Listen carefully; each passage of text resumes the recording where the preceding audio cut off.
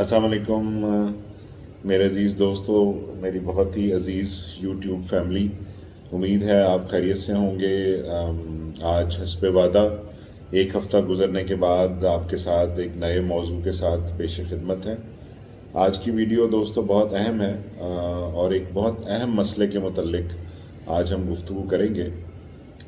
मेरे अक्सर जो क्लाइंट्स हैं, जो मरीज़ान हैं, वो ये पूछते हैं कि सर हमें आप ये बताइए कि साइकाइट्रिस्ट, माहिर नफ्सियात, साइकोलॉजिस्ट, न्यूरोसर्जन, न्यूरोफिजिशंस, ये 4-5 जो डॉक्टर साहिबान हैं, ये ऑलमोस्ट एक ही शोबे से ताल्लुक़ रखते हैं। तो हमें कैसे पता चले कि हम अपना कौन सा मरीज़, किस किस्म का मरीज़ और किन अलामतों का मरीज़ इनमें से किस शोबे के स्पेशलिस्ट के पास लेकर जाएं। तो हमें थोड़ा सा इसके बारे में गाइड कर दीजिए। तो मैंने आज सोचा कि एक छोटी सी वीडियो बना के आपसे ये शेयर करूं कि हमें किस किस्म का मरीज़ किस डॉक्टर के पास लेके जाना चाहिए।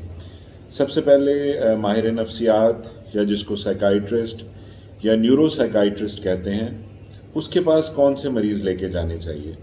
अमूमन कुछ बीमारियां जो हैं, जो नफ्सियाती नौइयत की बीमारियां हैं, जैसे डिप्रेशन है, एंग्जाइटी है, शिज़ोफ्रीनिया है, बाइपोलर इलनेस है, मूड डिसऑर्डर है और ड्रग एडिक्शन है और इंटेलेक्चुअल डिसेबिलिटी है। इस तरह के जो मरीज़ हैं जिनकी नफ्सियाती अलामतें हैं और उनके अंदर दिमाग के स्ट्रक्चर की खदोखाल की कोई बीमारी नहीं है या कोई इन्फेक्शन नहीं है, तो उनको माहिर नफ्सियात के पास लेके जाना चाहिए।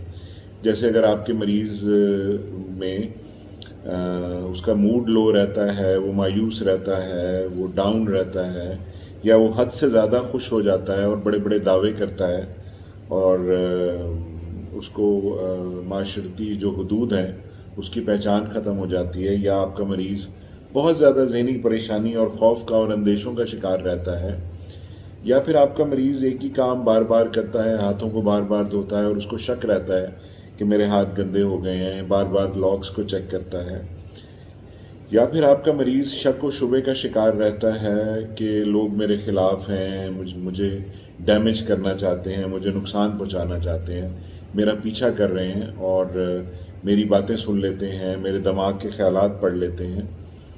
और इसी तरीके से अगर आपके मरीज़ मुख्तलिफ़ किस्म की नशा आवर चीज़ें इस्तेमाल करते हैं और ऐसे पेशेंट्स जो हैं जिनको नींद नहीं आती, जिस सर में दर्द रहता है, जिस्म में दर्द रहता है, ये तमाम मरीज़ आपको न्यूरो साइकाइट्रिस्ट या साइकाइट्रिस्ट या माहिर नफ्सियात के पास लेके जाने चाहिए। अब बात कर लेते हैं साइकोलॉजिस्ट की। साइकोलॉजिस्ट जो हैं वो तमाम तर उन अलामात का इलाज गुफ्तगू या साइकोथेरेपी से करते हैं जिनमें दवाई की ज़रूरत नहीं होती। और यहाँ मैं आपको बताता चलूँ कि साइकोलॉजिस्ट को दवाई लिखने का इख्तियार नहीं है। उनका जो तरीका इलाज है वो साइकोथेरेपी है। बातचीत या गुफ्तगू के ज़रिए सोच को तब्दील करना, रवैयों को तब्दील करना और क्लाइंट्स को गाइड करना कि उन्होंने ज़िंदगी कैसे गुजारनी है और अपनी परेशानियों का हल कैसे तलाश करना है और अपने स्ट्रेस को या ज़हनी तनाव को कैसे दूर करना है। वो बहुत सारी साइकोलॉजिस्ट ऐसी वर्जिशें भी आपको बताते हैं जिसमें सांस की मशकें हैं या पट्टों को रिलैक्स करने की मशकें हैं जिससे स्ट्रेस कम होता है। तो बुनियादी तौर पर साइकोलॉजिस्ट और साइकाइट्रिस्ट मिल के काम करते हैं और एक दूसरे के साथ वो मिल के जो है वो मरीज़ों का हल तलाश करते हैं। और अब हम बात कर लेते हैं न्यूरो सर्जन्स की। न्यूरो सर्जन्स जो हैं वो बुनियादी तौर पे सर्जन्स होते हैं और वो दिमाग के उन तमाम अमराज का इलाज करते हैं जिसमें दिमाग का स्ट्रक्चर जो है वो इन्वॉल्व हो और उसमें उसकी सर्जरी रिक्वायर्ड हो। इसी तरीके से अगर स्पाइनल कॉर्ड या हराम मग़ज़ है, उसकी कोई प्रॉब्लम हो तो उसको वो हल कर सकते हैं। उसके अलावा अगर दिमाग में खून की शरेआन फट जाए और उसका उन्होंने सर्जरी करके उस खून को बाहर निकालना हो तो उसका वो इलाज करते हैं।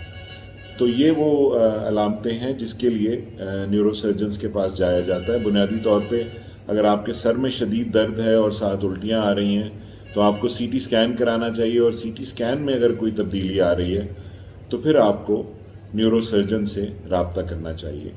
اور آخر میں نیورو فزیشنز کا ذکر کروں گا۔